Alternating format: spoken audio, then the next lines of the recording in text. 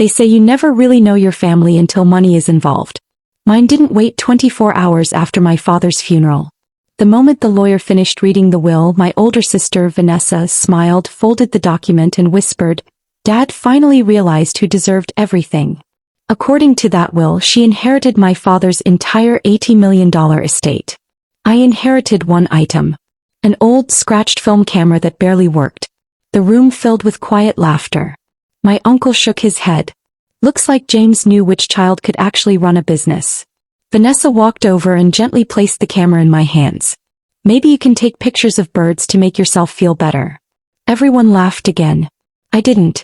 Because my father never gave meaningless gifts. Especially not on purpose. My name is Ethan Walker. I'm 38 years old and spent most of my life traveling across national parks as a wildlife photographer. While Vanessa stayed home working beside Dad in the family real estate company, I chased snow leopards in the Himalayas, wolves in Alaska and bald eagles across Montana. People assumed Dad respected Vanessa more because she handled business. The truth was different. Every month Dad called me. Sometimes we talked about photography. Sometimes about life. He always ended every conversation the same way. Never stop noticing what other people ignore. At the time I thought he meant nature. Now I realize, he meant people. Dad wasn't just wealthy. He built one of the largest commercial property companies in the Northwest from nothing. Every employee knew his door was always open. Every contractor respected him. He trusted slowly. But once someone earned that trust, he never forgot it. Unless they betrayed it. Vanessa always wanted control. Even as children. If I received a birthday present, she wanted the bigger one. If I won a school award, she somehow convinced everyone hers mattered more. As adults, the competition only became more expensive. Luxury cars. Designer clothes. Exclusive parties. Everything had to prove she was successful. Dad noticed. But he rarely argued. Instead he watched. Quietly. 3 months before he died, I visited him at the lake house. He looked healthier than I'd seen in years. We spent the afternoon fishing without catching anything. As the sun disappeared behind the mountains, Dad reached into his backpack and pulled out the old film camera. It was an antique Nikon he'd owned since college. "You still carry this thing?" I laughed. He smiled. "Digital files disappear. This never lies." He handed it to me. "When I'm gone, don't throw this away." I turned it over in my hands. "The shutter barely works." "I know." He smiled again. "That's why nobody will steal it." Before I could ask what he meant, his phone rang. He answered, frowned, and quickly changed the subject. That was the last real conversation we ever had. 2 months later, Dad suffered a sudden stroke. He never recovered. The funeral attracted hundreds of people. Employees cried harder than relatives. Old construction workers stood silently beside polished executives. Everyone respected James Walker. Except, something felt strange. Vanessa wasn't grieving. She was organizing. She kept pulling lawyers aside. Making phone calls. Signing papers. Even before the burial ended, she scheduled the will reading for the next morning. Everything felt too fast. Attorney Richard Collins looked uncomfortable as he unfolded the document. "I'll begin with Mr. Walker's final wishes. Charities received generous donations. Longtime employees received retirement bonuses. Several children's hospitals inherited company shares." Everything sounded exactly like Dad. Then came the final page. "I leave all remaining business assets, properties, investments, and financial accounts to my daughter, Vanessa Walker." Silence. Then applause from my aunt and uncle. Collins continued. "My son, Ethan Walker, shall receive my personal Nikon F2 camera."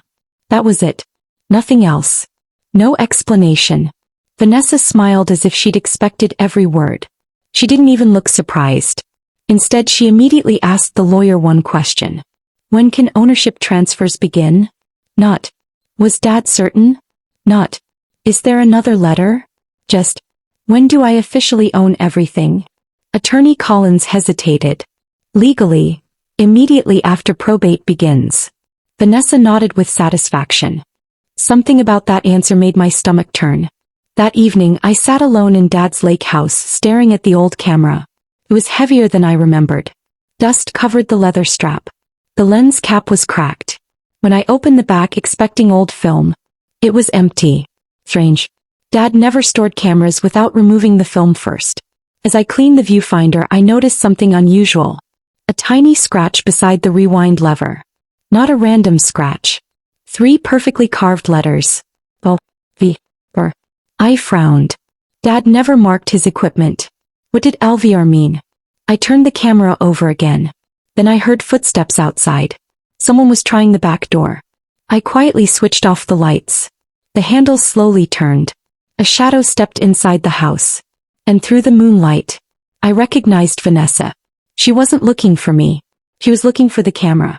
Stayed hidden behind the kitchen wall as Vanessa quietly searched the living room. She opened drawers. Checked shelves. Even looked beneath the couch cushions. She wasn't searching for jewelry. She was searching for the old Nikon camera. After 10 minutes, she sighed in frustration and left. The moment her car disappeared down the driveway, I locked every door and picked up the camera again. If Vanessa wanted this worthless camera that badly, Dad had hidden something inside it. I examined every inch until my thumb pressed against the tiny scratch beside the rewind lever. To my surprise, a small metal panel popped open. Inside was a folded strip of paper. Only 3 words were written on it. Lakeview Room. LVR. It wasn't a code. It was a place. Suddenly I remembered. Dad had a tiny storage room beneath the old boathouse called the Lakeview Room.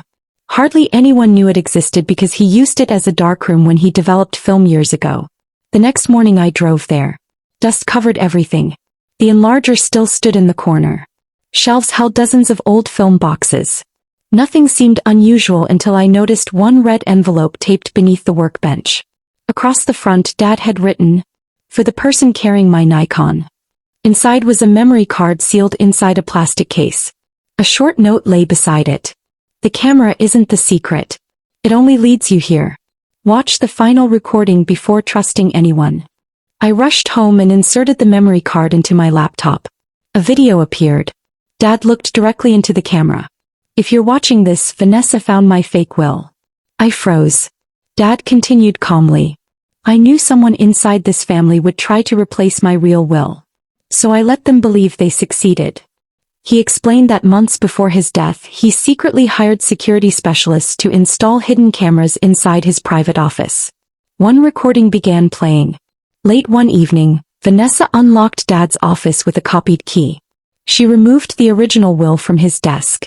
A man wearing a notary badge entered moments later. Together they replaced several pages before leaving. Another clip showed Uncle Martin counting cash while telling Vanessa, "Once probate starts, Ethan won't suspect anything." Then a banker handed Vanessa sealed ownership documents and whispered, "These will transfer everything before anyone notices." The final recording shocked me most. Dad had been watching everything from another room through a hidden monitor. He turned toward the camera and smiled sadly. I hoped they would stop. They never did. The video ended with one final instruction. "Take this memory card to Richard Collins. He already knows what to do." Within an hour I was sitting in Collins' office. He watched every recording without saying a word. When the screen went black, he opened a locked cabinet. Inside was another file marked Original Estate Trust. Collins looked at me. "Your father expected this exact situation." He explained that nearly a year before his death, Dad had transferred every company share and property into a protected trust. The forged will controlled nothing. It only appeared to. The trust contained one condition. If anyone attempted to use a forged will, they would immediately lose every right to inherit. The next probate hearing lasted less than an hour. Collins presented the hidden recordings. Forensic experts confirmed the footage had never been altered. The fake will was compared with the original. Even the forged signatures matched the hidden camera recordings.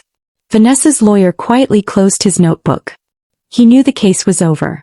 The judge declared the forged will invalid. The protected trust became active immediately. Every company's share, property, and investment transferred to me exactly as Dad had planned. Then the judge ordered a criminal investigation into the forged documents, conspiracy, and attempted estate fraud. Vanessa stood frozen. For the first time in her life, she couldn't argue her way out. Outside the courthouse, reporters surrounded her with questions she refused to answer. Within weeks, the banker lost his license. The dishonest notary was charged with document fraud. Uncle Martin disappeared from every company record. As for Vanessa, she didn't just lose the inheritance. She was ordered to return every dollar she had withdrawn after Dad's death. A month later, I reopened Dad's office. Everything remained untouched. On his desk rested one final handwritten letter. Ethan, if you're reading this, remember what the camera taught you. The most valuable picture isn't the one everyone notices. It's the one everyone overlooks. Greed always looks at the fortune. Character looks for the truth. Never build a family around money. Build it around trust. Love, Dad. I framed that letter beside the old Nikon camera. Visitors often ask why an outdated camera sits in the entrance of my office. I simply smile. Because that camera never took the most important photograph of my life. It revealed the truth that saved my father's legacy. And in the end, it wasn't the forged will that decided our family's future. It was one hidden video that my sister never even knew existed.